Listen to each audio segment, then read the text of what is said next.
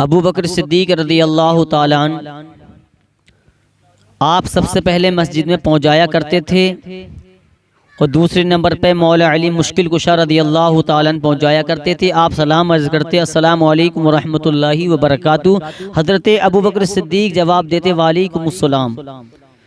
تمام زمانہ گزرتا گیا، آپ پہلے پہنچ جایا کرتے تھے، مولا علی دوسرے نمبر پہ پہنچ جایا کرتے تھے۔ ایک مرتبہ مولا علی مشکل کشا نے حضرت ابو بکر صدیق کو سلام نہیں کیا۔ حضرت ابو بکر صدیق کے ذہن میں یہ بات آئی، کہیں ایسا تو نہیں کہ مولا علی کے شان میں مجھ سے کوئی گستاخی ہو گئی ہو، کوئی غلطی ہو گئی ہو۔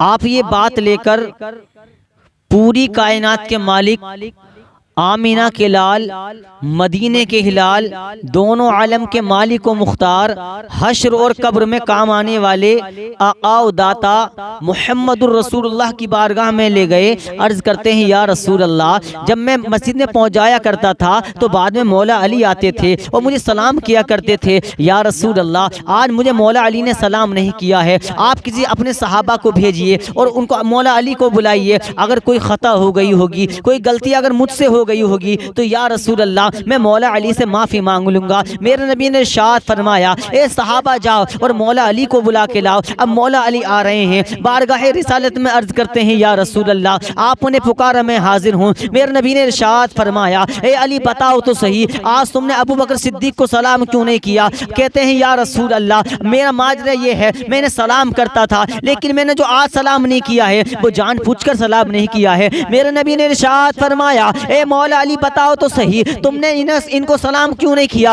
عرض کرتے ہیں یا رسول اللہ، رات میں جب سویا تو میرے خواب میں فرشتے آتے ہیں، اللہ کی نوری مخلوق آتی ہے اور مجھ کو اٹھا لیتی ہے، اور اٹھانے کے بعد مجھ کو جنت کے سحر کراتی ہے، جنت میں ٹہلاتی ہے۔ میں حسین حسین وادیوں کو دیکھ رہا تھا، حسین حسین محلوں کو دیکھ رہا تھا، لیکن یا رسول اللہ جب میں ایک ایسی وادی میں پہنچا، جب میں جنت میں ایک ایسی وادی میں پہنچا جہاں خوبصورت محل بنے ہوئے تھے، میں نے اللہ کی نوری مخلوق سے پوچھا، اے اللہ کی نوری مخلوق بتا تو صحیح یہ محل کس کے لیے تیار ہو رہے ہیں؟ تو وہ فرشتے کہتے ہیں، اے مولا علی یہ تمہارے لیے تیار ہو رہے ہیں اور یہ ان کے لیے تیار ہو رہے ہیں جو دنیا میں رہ کر سلام کرتے ہیں۔ اللہ تعالیٰ نے ہم کو حکم دیا ہے کہ جو دنیا میں میرے محبوب کو امتی پہلے سلام کرتا ہے، یعنی کہ سلام کرتا ہے، یہ محل اس کے لیے تیار ہو رہے ہیں۔ عرض کرتے ہیں یا رسول اللہ، میرے ذہن میں یہ خیال آیا، میرے ذہن میں یہ بات آئی، اے مولا علی تیرا تو گھر بن چکا ہے، کیوں ایسا نہ ہو کہ ابو بکر صدیق کو موقع دیا جائے تاکہ وہ تجھے سلام کریں اور ان کا بھی محل بن جائے۔ تو پتہ یہ چلا پیارے مسلمانوں، ارے جب سلام کا یہ عالم ہے تو نماز کا عالم کیا ہوگا؟ قسم خدا کی مسلمانوں، پنجتن پاک کی وہ شان ہے، آؤ میں بتاتا ہوں۔ حضرت علی عرض کرتے ہیں، حضرت علی ارشاد فرماتے ہیں، اے فاطمہ آج میں ایک دعوت میں گیا تھا۔ کہا کس کے یہاں تھی؟ کہا عثمان ذوالنون کے دعوت تھی۔ اے فاطمہ آج میں بھی اس دعوت میں تھا۔ اللہ اکبر۔ حضرت فاطمہ سے کہتے ہیں مولا علی، اے فاطمہ میں نے اس دعوت میں کیا دیکھا؟ تو حضرت فاطمہ کہتی ہیں بتاؤ تو صحیح ہے میرے سر کے تاج تم نے کیا دیکھا؟ کہا عثمان نے جو دعوت کی تھی اور جتنے قدم سرکار مسجد نبوی سے چل کر آئے تھے گھر تک، جتنے قدم آئے تھے اور وہ قدم گر رہے تھے عثمان غنی، اور کھانا کھلانے کے بعد میں جتنے قدم اب عثمان کے گھر تک لے گئے تھے، حضرت عثمان غنی نے اتنے غلاموں کو آزاد کر دیا۔ اللہ اکبر۔ یہ تمنا میری ہے اے فاطمہ کہ میں بھی سرکار کی دعوت کروں، میں بھی صحابہ کی دعوت کروں۔ تو حضرت فاطمہ کہتی ہیں جاؤ تم دعوت کر کے آؤ، میں انتظام کرتی ہوں۔ اللہ اکبر۔ مولا علی چلے ہیں نبی کی دعوت کرنے کے لیے، اب پہنچتے ہیں، عرض کرتے ہیں یا رسول اللہ آج مولا علی کی یہاں تمہاری دعوت ہے، تمام صحابہ کی دعوت ہے۔ ادھر حضرت علی نبی کی دعوت کرنے پہنچ گئے، ادھر حضرت فاطمہ نے مصلی اٹھایا۔ ارے مصلی اٹھانے کا مطلب سمجھو مسلمانوں، آج اگر مشکل آتی ہے تو ہم میاں کے پاس بھاگے پھرتے ہیں، طرح کی تکلیف آتی ہے تو ہم ادھر ادھر بھاگے پھرتے ہیں۔ آؤ میں بتاتا ہوں، حضرت فاطمہ نے مصلی اٹھایا اور اٹھانے کے بعد میں 2 رکعت نماز ادا کی، ادا کرنے کے بعد میں اپنے سر کو سجدے میں رکھ دیا اور دعا کی، اے مولا فاطمہ کی لاج رکھ لے، اے مولا فاطمہ کے گھر کھانے کے لیے کچھ نہیں ہے۔ ادھر حضرت علی نبی کو لا رہے ہیں کہ دعوت کے لیے تشریف لا رہے ہیں، تمام صحابہ موجود ہیں۔ اب ہوتا کیا ہے، کچھ دیر کے بعد میں پورے محلے میں خوشبو مہکنے لگی، آج تک ایسی خوشبو پورے محلے نے نہ سونگھی تھی۔ اللہ اکبر، تمام صحابہ نے کھانا کھا لیا، تمام صحابہ نے کھانا کھا لیا، میرے نبی نے کھانا کھا لیا۔ جب میرے نبی اپنے یہاں پہنچے تو صحابہ کہتے ہیں یا رسول اللہ ہم نے کھانے تو بہت کھائے ہیں لیکن جتنا لذیذ کھانا فاطمہ کے یہاں کھایا ہے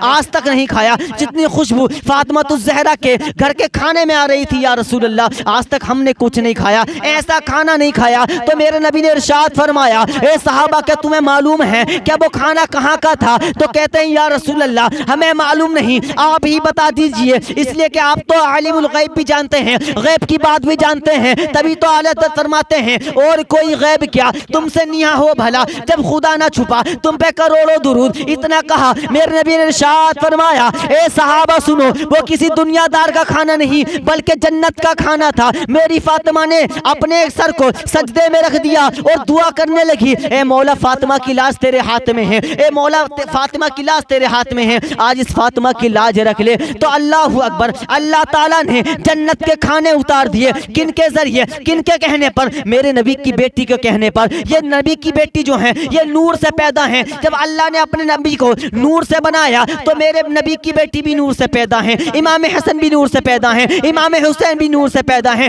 زین العابدین بھی نور سے پیدا ہیں، امام باقر بھی نور سے پیدا ہیں، امام جعفر صادق بھی نور سے پیدا ہیں۔ تبھی تو اعلیٰ حضرت فرماتے ہیں تیری نسل پاک میں ہے بچہ بچہ نور کا، تو ہے عین نور، تیرا سب گھرانہ نور کا۔ یہ ہے نبی کا گھرانہ پیارے مسلمانوں۔ آج اگر مشکلیں آ جائیں تو بھاگا پھر رہا میاں کے پاس میں کہ میاں کوئی تعویذ دے دیں گے۔ سب سے اچھا تعویذ پیارے مسلمانوں نماز ہے۔ کہ تم نے نہ سنا، ایک روایت میں یہ بھی آیا ہے، ایک واقعے میں یہ بھی آیا ہے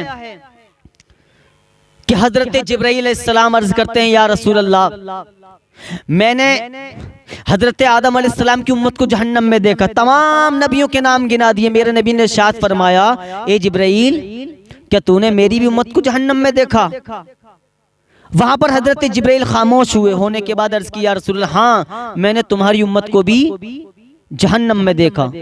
میرے نبی غمگین ہوئے اور وہاں سے چل دیے، اور چلنے کے بعد میں تمام صحابہ سمجھے کہ سرکار کچھ حاجت سے گئے ہیں، حاجت سے گئے ہیں، لیکن نہیں پیارے مسلمانوں، نہیں، نبی غمگین ہوئے اپنی امت کے لیے۔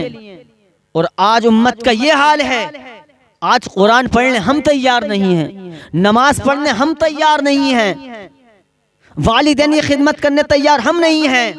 بتاؤ تو صحیح، حضرت آدم آئے انہوں نے سجدہ کیا سبحان ربی الاعلیٰ، حضرت موسیٰ آئے انہوں نے سجدہ کیا سبحان ربی الاعلیٰ، حضرت عیسیٰ آئے انہوں نے سجدہ کیا سبحان ربی الاعلیٰ، تمام صحابہ نے، تمام نبیوں نے، تمام ولیوں نے سجدہ کرا تو سبحان ربی الاعلیٰ پڑھا۔ جب لیکن دونوں عالم کے مختار نے، آمینہ کے لال نے، مدینے کے ہلال نے جب سجدہ کیا تو سبحان ربی الاعلیٰ نہیں بلکہ رب حبلی امتی، اے میرے رب میری امت کو میرے حوالے کر دے۔ کتنا دھیان ہے امت کا میرے نبی کو۔ اللہ اکبر، آج ہمارا نوجوان، آج ہماری قوم، آج ہمارے معاشرہ نمازوں سے دور ہے، آج ہمارا معاشرہ والدین کی خدمت سے دور ہے، آج ہمارا معاشرہ نمازوں سے دور ہے، قرآن کی تلاوت سے دور ہے۔ کون سا قرآن؟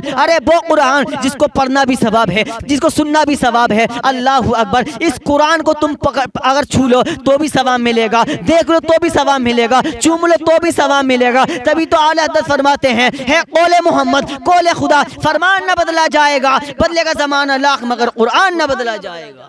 اللہ تعالی ہم سب کو پنجگانہ نماز پڑھنے کی توفیق عطا فرمائے اور والدین کی خدمت کرنے کی توفیق عطا فرمائے اور قرآن کی تلاوت کرنے کی توفیق عطا فرمائے۔ وما علینا الا البلاغ۔ السلام علیکم ورحمۃ اللہ۔